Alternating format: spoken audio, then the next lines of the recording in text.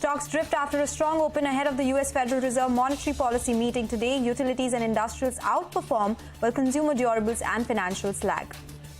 Hindustan Zinc declares a fourth dividend amounting to nearly 11,000 crore rupees, spelling a bonanza for shareholders, especially Vedanta and the government, who rake in 7,000 crore rupees and rupees 3,000 crore respectively. A tax blow in the budget pummeled life insurance stocks, but a new policy regime and valuations are now providing comfort to analysts who are turning upbeat on the sector. Bandhan Bank gains on a bid for its stressed assets and a senior appointment. Anupam Rasayan perks up on big capex plans. Imami gets a buyback agenda boost, and Sonata Software gets its largest ever contract win. Welcome back. You're watching us here on Halftime Report. It's midday, and it is the day ahead of the time when we will get the FOMC decision, where 25 basis points rate hike is considered, with a dovish comment coming in from Fed chair. The market's biding its time. It's been in that 100-point range. The low today is 17,107, the high of 17,207 itself. The Nifty bank is an underperformer with a gain of almost 0.1%, though has moved off the highs. Importantly, just keep an eye out on the mid-cap index, where the broader market picture looks slightly better, with two stocks advancing for one declining. Hi, Sonal. Hey, Manglam, good afternoon. And you spoke about the mid-caps, right? And that is the one pocket which has been doing well. Yesterday, too, it was higher. And again, it has built onto those gains. So that index is high by 0.4%. As far as the sectoral moves are concerned, the PSU banking names is really surging today. That's the top gainer with gains of 1.2%, followed by Nifty Auto. Nifty IT, after continuous losses that we saw in last 2 days, is making some comebacks. So that index is also higher by 0.4% right now. But as we said, a lot of stocks which are in focus, and banking space for sure is the one which is on our radar. Bandhan Bank is surging in trade after the bank approves the sale of the written-off portfolio and NPAs to an ARC, that is Asset Reconstruction Company. Abhishek is getting us up to speed with all those details. You know, the stress has reduced in the balance sheet, and you have a new appointment of executive director coming in. So board has approved the sell-off of 2,614 crores. This is a written-off portfolio, a little more than 28% of written-off portfolio in last few quarters, and about 2,316 crore, which forms about 33.3% of gross NPAs, which will be sold to ARC or Asset Reconstruction Company. So bank has received a binding bid of 369 crore for the written-off portfolio and about 371 crore for the NPA on security receipts basis.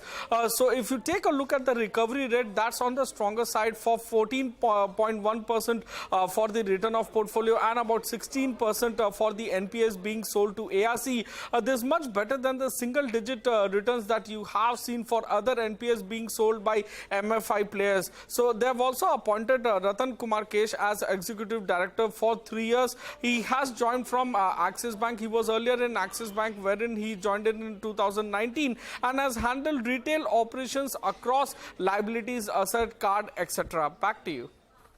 All right, Abhishek, thanks a lot for that. That's about Bandhan Bank. But let's talk about our special segment, Insight Edge, where we focus on Anupam Rasayan. The stock is buzzing in trade today on the back of a big capex plan. Earlier today, we spoke with the management. Sonal, what was the insight that you got from the management conversation? So first, the news why Anupam Rasayan is in focus. The stock is high by 4.5% because the company has signed an MOU with the government of Gujarat, and the investment amount is big. 670 crore rupees is what the company is planning here in terms of an investment.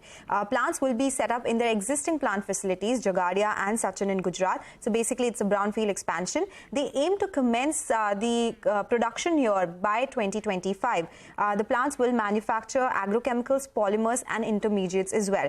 Company in its press release said that it is in line with their strategic move to expand operations, and this will also help in product diversification as well.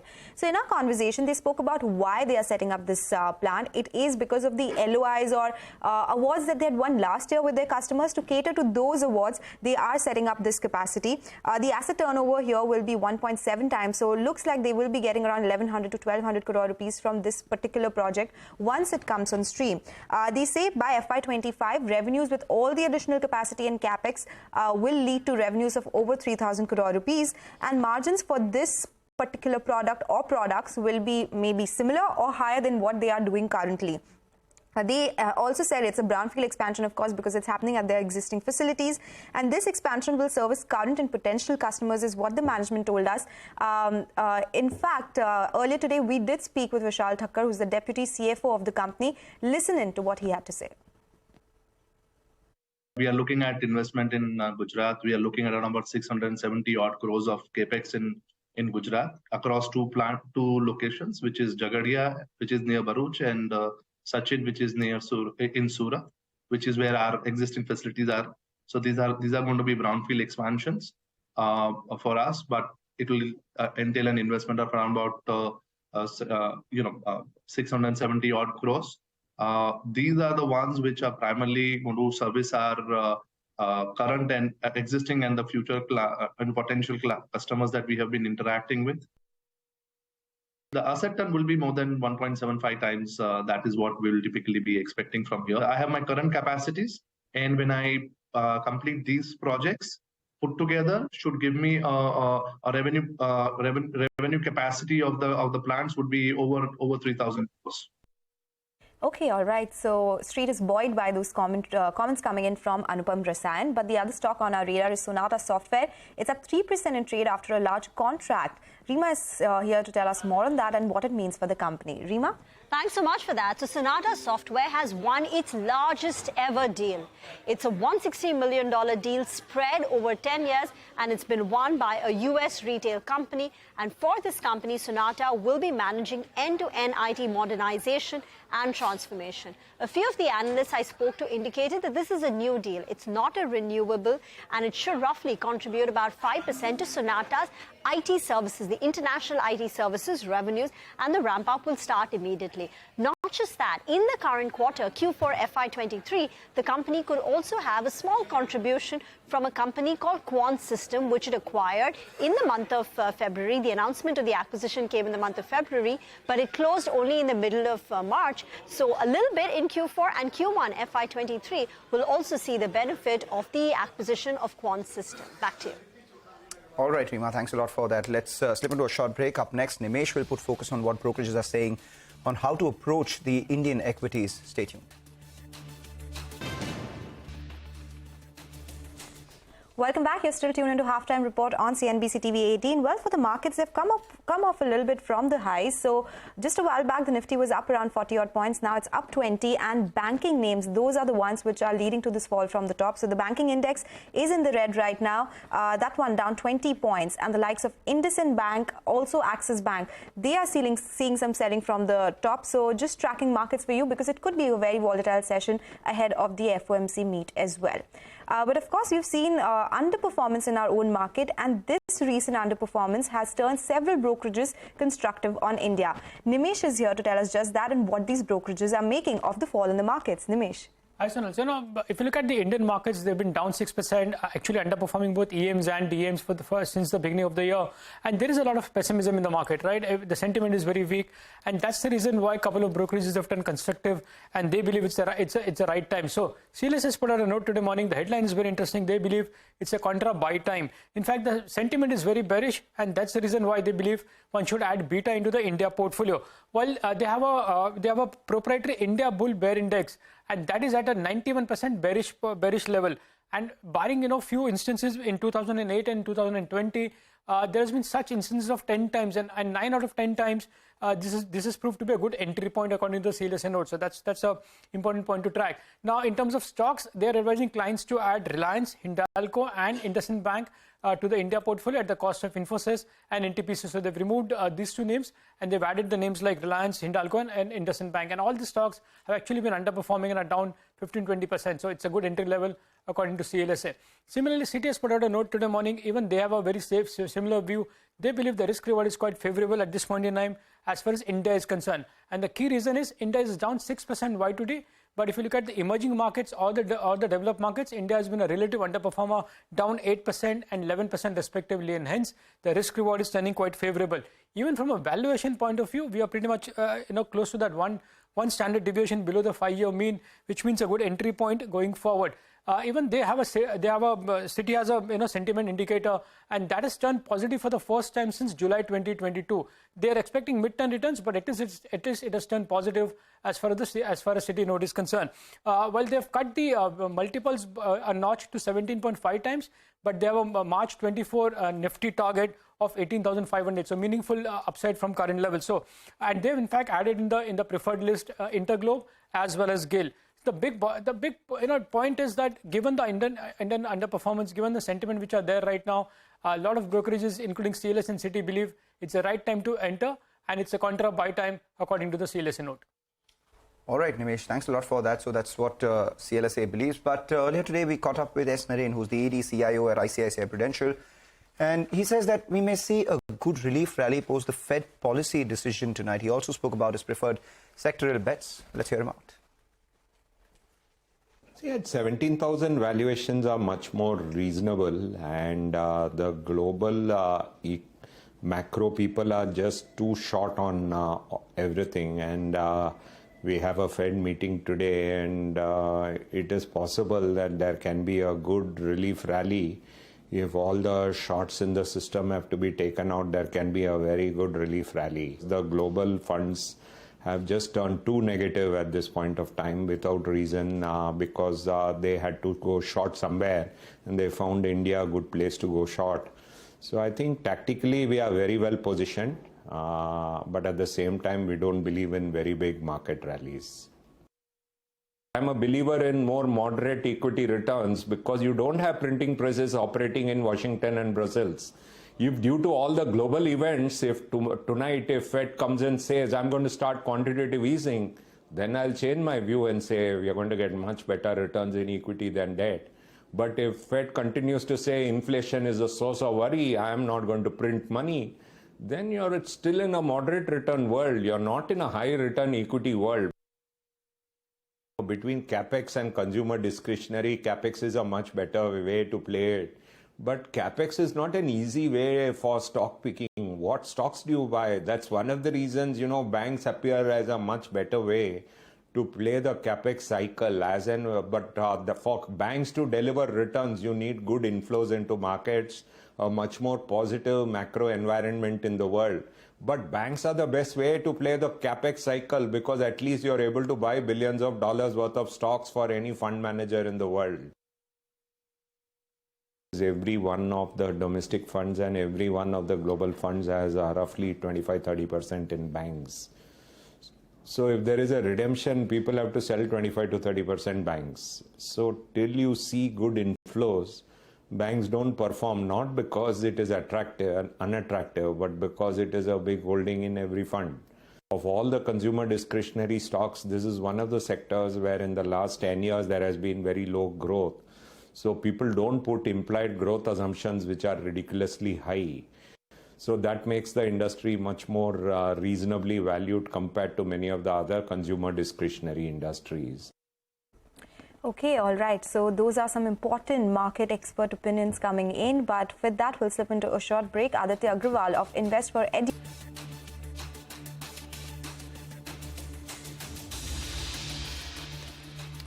Welcome back. You're watching us here on Halftime Report. It's midday, the perfect time to get in an update coming in from what's taking place in the F&O end of things. Well, it is, 1 day ahead of weekly options expiry, also an evening ahead of the Fed's outcome. So there is some sort of uncertainty in the market, which is why we're not moving in a wide range. Today's range has been 17,207 on the way up, whereas 17,107 on the way down has been the low for today. So that 100-point range, the Nifty Bank, the good part is it's holding on to the fact that it conquered that 200-day moving average and currently is well above that. So long as that happens and the mid-cap index outperforms, the street believes that there could be some support. However, just for the near future, the writers have taken today's high and today's low as reference points to write these options. So 17,200 call, that's the one that should come up for you.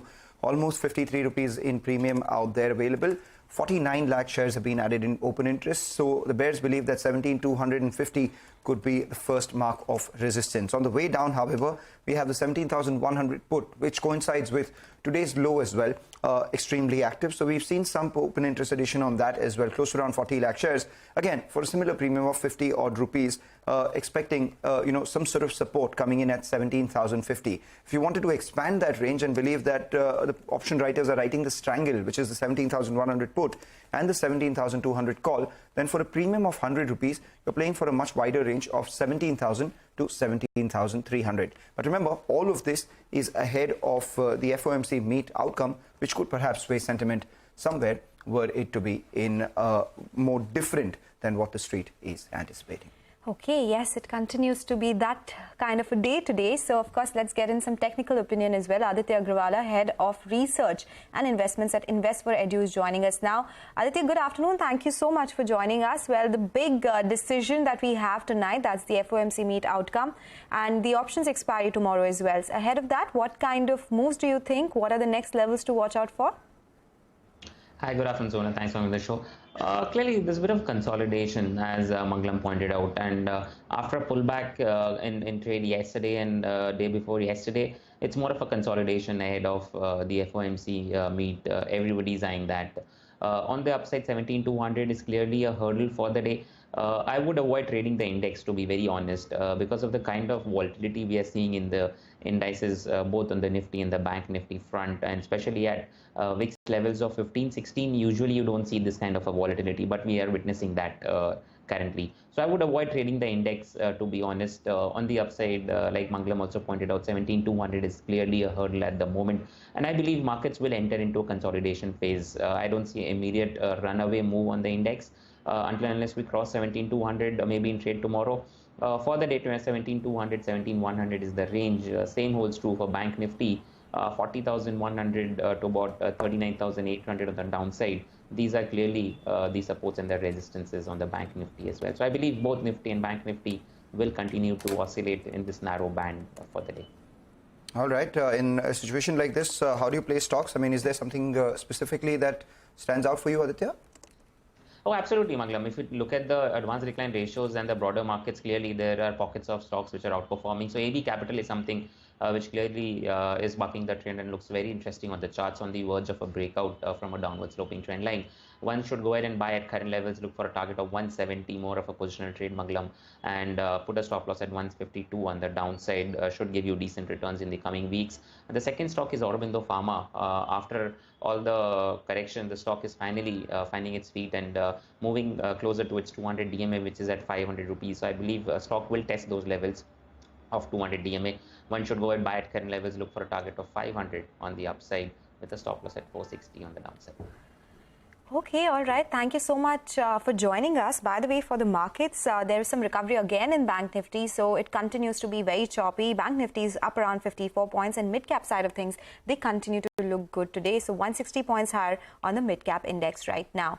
We'll do one thing. We'll slip into a short break. On the other side, we'll put focus on more stocks which are buzzing around. Hindustan Zinc and Imami reacting to news updates.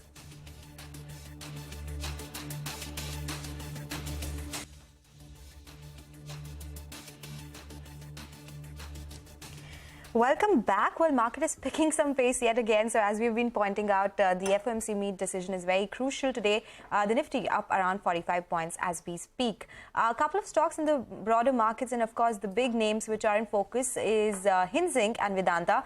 Zinc is surging in trade as the board has approved fourth interim dividend. Nigel is here with more details on this one. Nigel? Well, that's right. Everyone was wondering whether or not Vedanta Group has a way out. There were fears that Vedanta Resources will default on some of their payments, but that was not to be. And we had laid out that there were a couple of options that they had on the table, and they've taken the easiest possible one. That's a dividend payout. So late last evening, Hindustan Zinc has declared a dividend of close to around 26 rupees per share. That takes the total dividend payout in this fiscal itself to around 75 rupees and 50 paise. Now, this 26 rupees per share, that equates to close to around 11,000 crores odd. And out of this total quantum, well, the promoter entity, that is Vedanta Limited, the listed entity, well, they'll get bulk of that. So they'll get close to around 7,100 crores. That's good news from a Vedanta Limited standpoint. Now, the Vedanta Limited shareholders will be hoping that all the dividend that they receive will be passed through. And if that is the case, it equates to around 19 rupees and 20 paise odd. Now, that's good news for the Vedanta shareholders. And from there, the majority of it will go to the Vedanta promoter, obviously, who has close to around 70% stake. That could equate to around $600 million odd. And that's enough to service the near-term debt obligations of Vedanta Resources. So good news for Hindustan Zinc shareholders. Better news actually for Vedanta Limited as well as Vedanta Resources as well. Out of this total quantum, bulk goes to Vedanta Limited. The remainder of around 3,000 crores odd will go to the government of India. So that explains why both the two stocks are doing pretty well. Back to you. All right, Nigel, thanks a lot for that. Along with that, we have Emami as well, which is at the high point of trade, actually. And this is as the company has announced that the board will meet on March 24th, which is day after tomorrow, to consider a buyback. I was just doing some numbers on how big the buyback for Emami could be. Well, as of their last reported details, the total shareholders' equity, which belongs to the company, is close to around 2,330 odd crores. Now, companies can buy back up to 10% of this if they take a board approval. And if they want any more than that, then they have to take a shareholders' approval. The maximum they can buy is 25% of the total shareholders' equity. So 10%, the maximum buyback that they can do is close to around 233 odd crores. And 25% they can buy back around 583 crores. What also needs to be seen is what's on the company's books to go ahead and fund this buyback. So I was looking at cash investments and their cash equivalents close to around 250 odd crores. So of course they have enough to go for that 10% of the common shareholders equity sort of amount, which is close to around 230 odd crores. Back in 2020 as well, the company had done a buyback of close to 192 odd crores. So not expecting any beyond that 10% mark for Emami this time around as well. The stock has corrected about 30% from its 52-week high. At the same time, the last couple of quarters, the performance has been weak as well, given the weakness in consumer sentiment, as a result of which this news comes in as a bit of a relief for that stock. It does. It's up 7% in trade, 6.5% there. So Emami, of course, in focus. So is Zinc and Vedanta. With that, we'll slip into a break now. And on the other side, we'll put focus on what should we expect from life insurance sector companies in FY24. So stay tuned for that.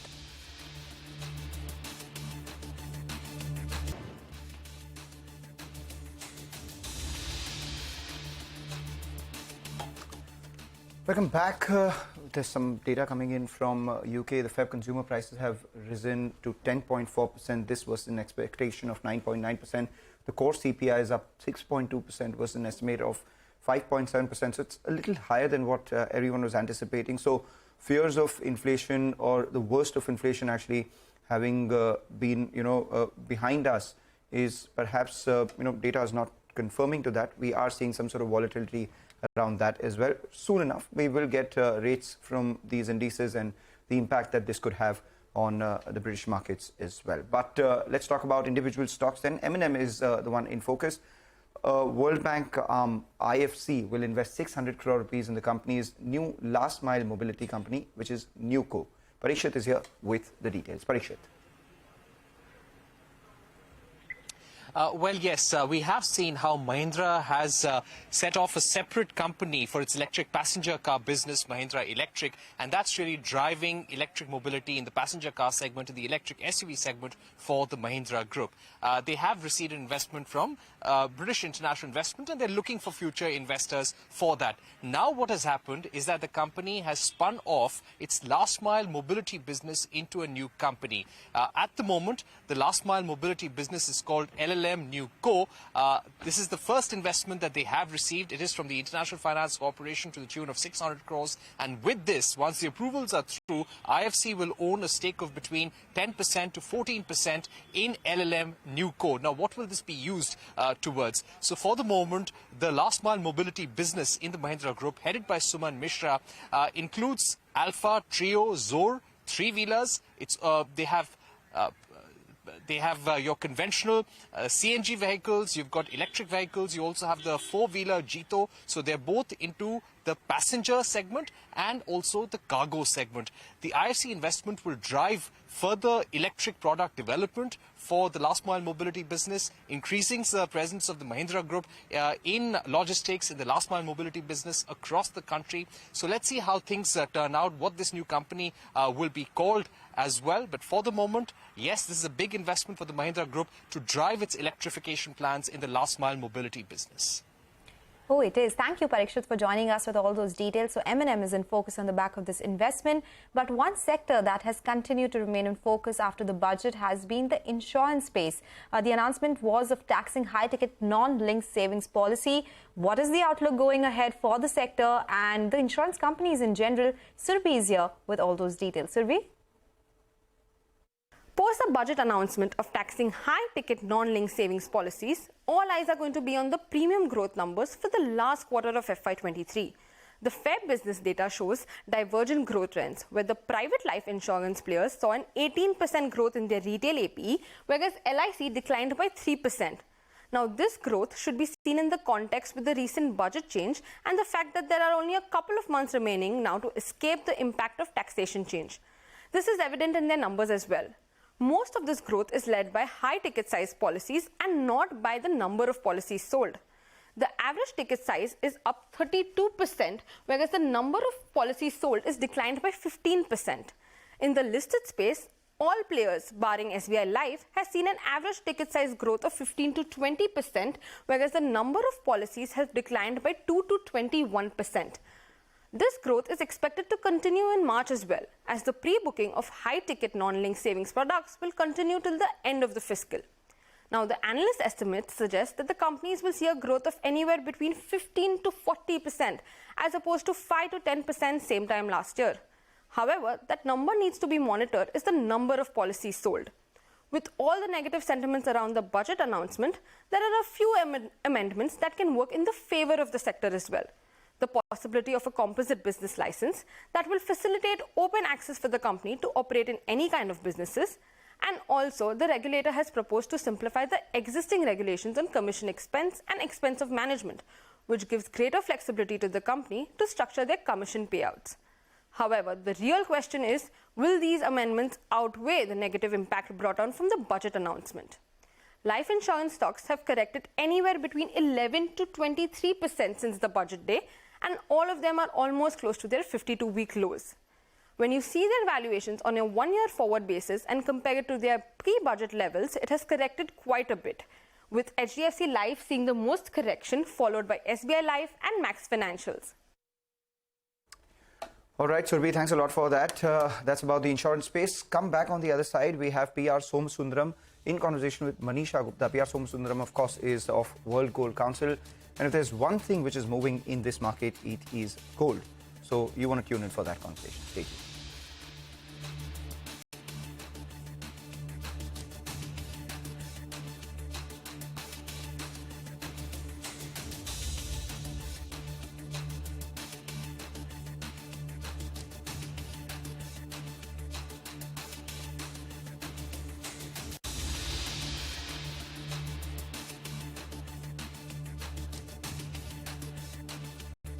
Welcome back. Joining us on the show now is PR Somasundaram. He's Regional CEO India at World Gold Council. Som, hi, thank you so much for joining us. First of all, on the price move itself, from an all-time high to 2,000 rupees shaved off in a matter of 2 days itself, how do you look at the current volatility that gold is showcasing?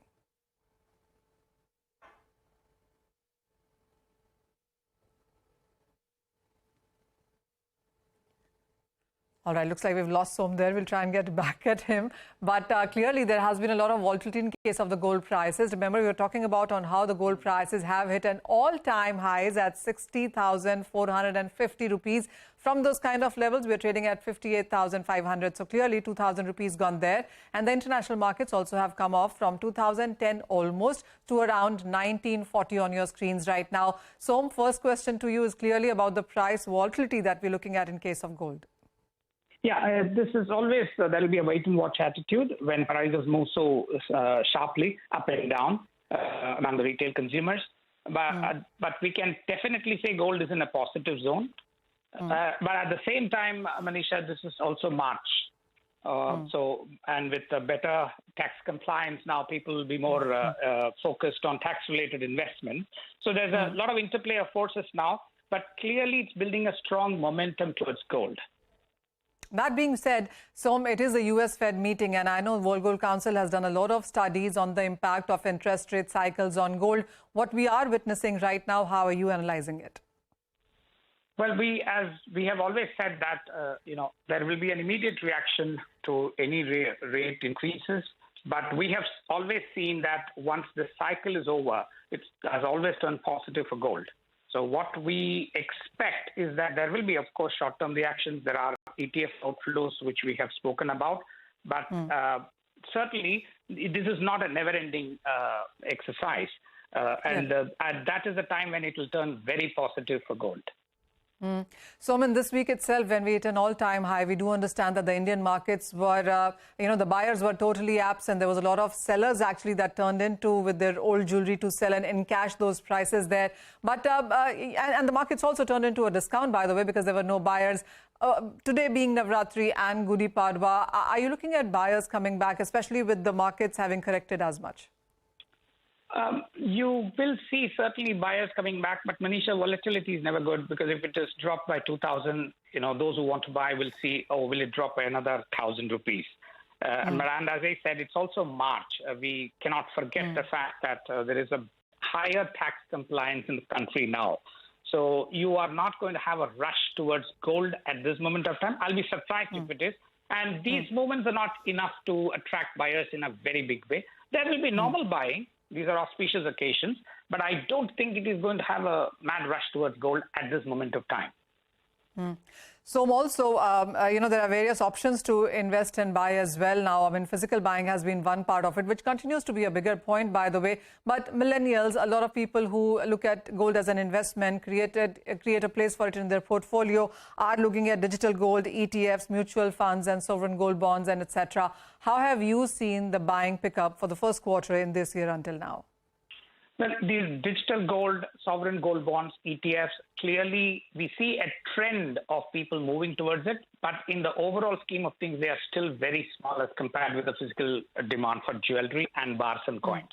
But as we see it, with various measures being taken by the government, I think you will see in the next 5 years, these become real stories about the changing gold market in India. So what is the percentage gain that you see in across investment portfolio when you look at gold? As you say, these are really small. We still look at them at 2 to 5% of the overall basket as of now. But what is the kind of percentage growth that you're seeing? And if you say that next year, 5 years, it could be a story, then what percentage holding or contribution would this make into the overall market?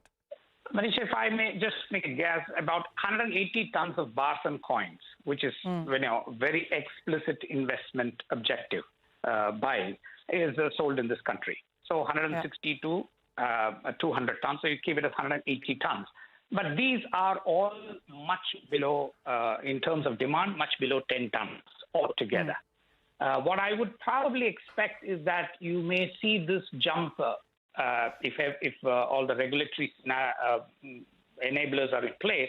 You will see them jump even to half of what we have in bars and coins. All right. So another thing is the hallmarking and the HUID, which now has been made compulsory. And we do understand that the Kerala as a state has asked for an extension for that deadline. How do you see jewelers overall responding to this this being mandatory from 1st of April? Well, first of all, HUID, the unique identification for each jewelry, it's an excellent piece of work that has been done by the government, by Bureau of Indian Standards. I think we should take it to the globe. Just like our UPI, we can lead the gold market with this, because this definitely improves, safety for the consumers. But closer home, I think we will have some pressures. People would want to sell their old inventory. They will say we are carrying it, etc. But it is, I would probably think you could see this for another year or maybe 2 years. You may have some parallel things going, but it will eventually all settle in place. We will have a HUID market. All right, we take that point. Important one raised, Mr. Somasundaram. But, Manisha, just a word. Wanted your thoughts. 60,000 plus is what it crossed yesterday. Do you think today's decline could be just routine profit booking, and that the strength for gold in the near to medium term remains because of the volatility that we're seeing in the world? Oh, well, absolutely. I think we went up by $200 in a matter of 10 days, and we've come off by $60 in a matter of 2 days again. Right. But opportunity to buy, yes. Another thing is that ahead of the US Fed meeting, and we don't know what's going to happen there, there is some profit taking that the bulls clearly have taken off the table. Having said that, the street believes that 1950 is going to be an immediate support. On the higher side, there are targets as high as coming in from global banks and brokerages until 2000. 2150, 2200 as well. And that would be an all-time high because until now, the all-time high is 2075. So most banks believe that we will cross that this year. All right, I don't know what people are thinking about gold right now, but what's clearly on their mind is pizzas and maybe some alcohol because we have United Spirits at the high point of trade. We have Jubilant Foodworks at the high point of trade ahead of lunchtime as well. What we'll do is wrap up on this edition of Halftime Report. Business Lunch comes up next.